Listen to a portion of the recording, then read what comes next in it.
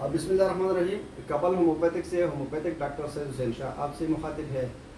آج ہم nasal polyps ناک کے رسولوں کے بارے میں ہم بات کریں گے. ناک کے اندر چھوٹے چھوٹے موہکوں کے طرح کے رسولیاں پیدا ہو جاتے ہیں جنہیں نیزل پولیپس کہا جاتا ہے.